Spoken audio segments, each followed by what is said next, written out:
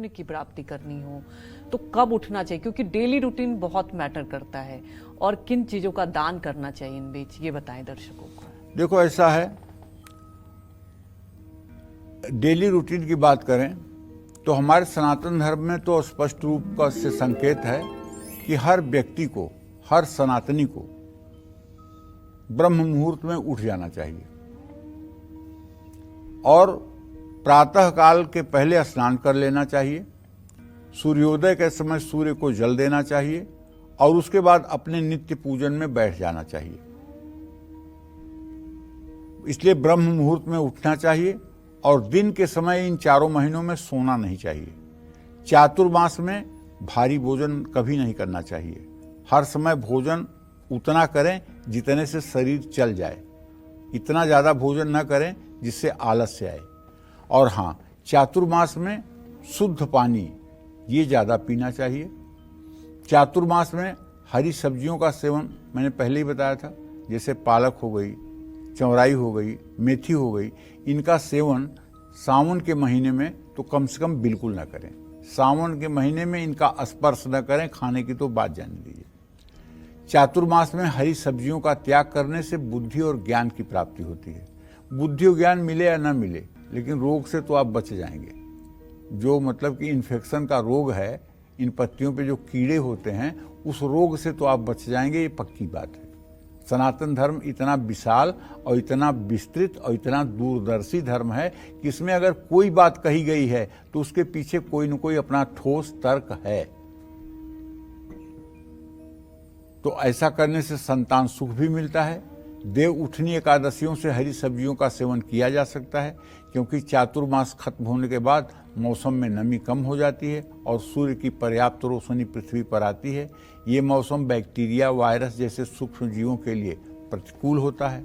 इस समय इनकी संख्या कम होने लगती है और हरी सब्जियां भी इनके संक्रमण से मुक्त हो जाती हैं। तो सूर्य की रोशनी और अनुकूल वातावरण में हमारी पाचन शक्ति भी बेहतर हो जाती है। यही कारण है कि चातुर्मास के बाद हरी सब्जियां खाई जा सकती हैं। चातुर्मास में पवित्र नदियों के जल से स्नान करने का बहुत महत्व है।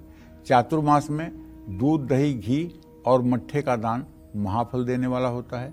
जो चातुर्मास में भगवान की प्राप्ति के लिए विद्या, गौ और भूमि का दान करता है, वो अपने पूर्वजों का उद्धार कर देता है।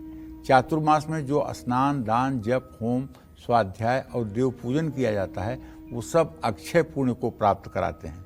चातुर्मास में जो व्यक्ति एक या दोनों समय किसी पुराण को सुनता है, खास करके श्रीमद् भागवत महापुराण, अगर इस महापुराण को आपने 4 महीने में भी एक बार पूरा पढ़ लिया, नहीं संस्कृत में पढ़ा तो आपने हिंदी में पढ़ लिया, आप विश्वास करिए आपके घर कोई पितर दोष रह ही नहीं सकता। सारे पितर आपके उत्तम गति को प्राप्त हो जाएंगे और आपके परिवार का दिन दूना रात चौगुना विकास होना शुरू हो जाएगा। घर में उत्सव मनने शुरू हो जाएंगे। करना क्या है, गीता प्रेस की किताब है श्रीमद् भागवत महापुराण, 2 खंडों में उपलब्ध है। पहले खंड में 8 स्कंद हैं और दूसरे खंड में 4 स्कंद हैं। 12 स्कंद कुल श्रीमद् भागवत महापुराण में है। इसको आप खरीद लीजिए और बहुत महंगा भी नहीं है, और आप किसी दिन अच्छे तिथि से, एकादशी के दिन से, और भगवान विष्णु की पूजा करके पाठ करना शुरू कर दीजिए।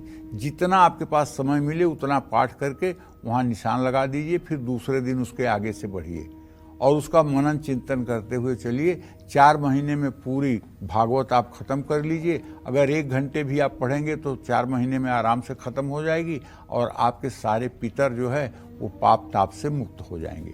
भगवान विष्णु के धाम को जाता है ऐसा व्यक्ति, और चातुर्मास में दूसरे का दिया हुआ भोजन नहीं करना चाहिए। अगर कोई ले आकर के कुछ आपको दे रहा है कि ये प्रसाद है, ये है, वो है, खा लीजिए, तो माथे चढ़ा लीजिए, जरा सा एक किनका मुंह में डाल लीजिए, लेकिन इन 4 महीनों में दूसरे के भोजन से, दूसरे के आहार से बचना चाहिए। जय मां विंध्यवासिनी।